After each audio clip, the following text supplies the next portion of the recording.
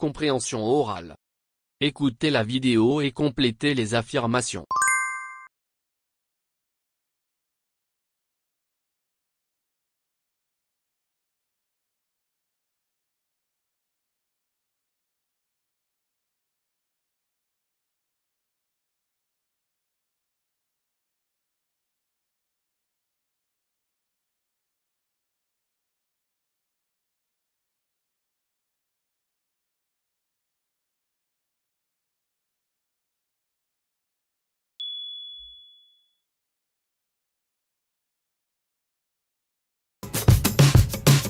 Bonjour Sophie Le Ménestrel. Bonjour Christelle. Aujourd'hui sur le marché, on va parler d'un fruit qu'on consomme très souvent cette période, c'est l'avocat. C'est un fruit qui nous vient du Mexique.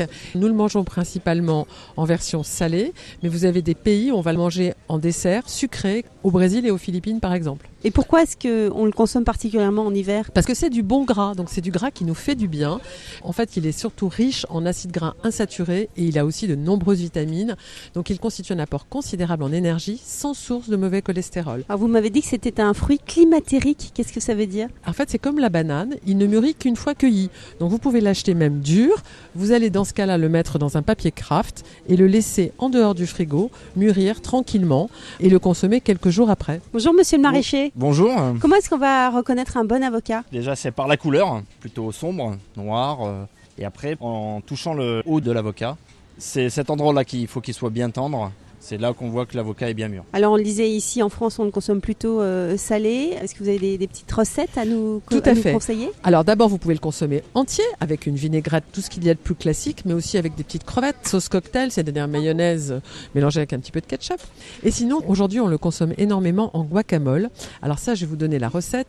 Vous allez peler 3 avocats, ajouter du jus de citron vert pour l'empêcher de noircir, une cuillère à soupe de cumin, une cuillère à soupe de piment d'Espelette, du sel et du poivre et vous écrasez le tout à la fourchette. Ensuite, vous pouvez rajouter des dés de tomates, de la coriandre et des oignons frais émincés selon ce que vous aimez. Et vous le servez généralement avec des chips de maïs. Mais vous pouvez faire aussi une entrée un petit peu plus élaborée en alternant guacamole et chair de crabe ou de tourteau. Et vous allez monter ça avec un petit emporte-pièce et ça sera très joli et vos invités apprécieront.